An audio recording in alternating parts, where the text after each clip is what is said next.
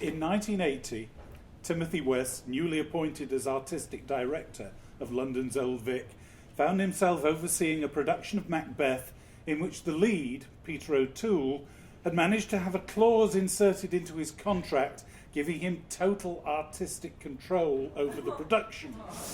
A sure recipe, as West says, for dissent, if not disaster. Over the weeks, Peter had allowed himself to become convinced that I and the rest of the organization were out to sabotage his show.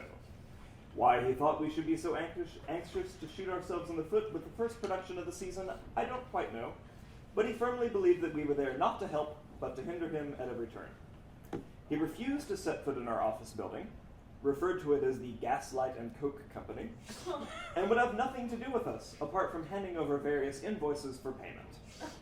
We were still without a director or designer. Not surprisingly, nobody jumped at the idea of directing a play over which they were to effectively have no control. In desperation, I suggested to Peter that the logical step would be for him to direct it himself, since he was essentially making all the decisions, but he declined. Instead, he came up with the unusual suggestion of Brian Forbes, the film producer. I don't know when Brian had last directed a play on the stage, but by now such considerations had become largely irrelevant. The main thing was that Peter actually got on with him.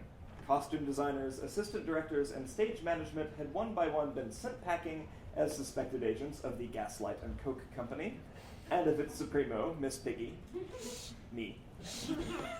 A set dresser from a film Peter had worked on was finally engaged to design the scenery, and a clutch of supernumerary actors dressed as soldiers had been recruited to stand around filling the gaps. I was forbidden the theater during the rehearsal period, but insisted on my right to witness the first dress rehearsal, which was in fact postponed twice, and then held on a Sunday, occasioning a large bill for overtime.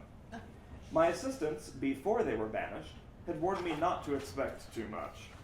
But even so, I was shocked by what I saw. Peter looked as though he could give a perfectly good account of the part, if only he could surrender his own personality to Macbeth's. His verse speaking was quirky, but intelligent and often exciting. Brian Blessed roared with laughter and radiated loyal good humor as Banquo, and Frances Tomelty wived her Thane with attractive fierceness, but there was no evidence of any thought having been given to the play, and most of the other characters just stood around looking lost. I took pages of notes during the dress rehearsal and listed a number of specific problems which wouldn't take that long to sort out, and which, if sorted out, would substantially improve things before the show opened. I gave the list to Brian Forbes the following morning, but while he agreed with a lot of what I'd suggested, he said he would have to discuss it with Peter. I tried one last time to talk to Peter, but he wouldn't see me. I knew it was hopeless. Thursday night came.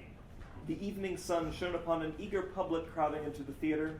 The great, the good, the knockers, the well-wishers, the ordinary public, God help them, the paparazzi, and all the other people for whom some unaccountable reason seemed to like going to first nights. There was an air of real excitement, the opening of the new season with a new and untried artistic director at the helm, and the first time Peter O'Toole had been on the London stage for 15 years. As I stood dinner-jacketed and suicidal in the foyer, old friends passed me smiling encouragingly, colleagues clapped me on the shoulder. I managed a sickly return smile and watched, powerless to save the passengers as they pushed their way determinedly up the gangways of the Titanic. The lights went down and the performance began. I made my way with leaden feet up to the back of the gallery, intending, I suppose, to get as far away from the stage as possible. The audience were at first bewildered by what they saw. Then there were some giggles. And when Peter appeared after the murder, drenched in blood from head to foot, there was a burst of laughter.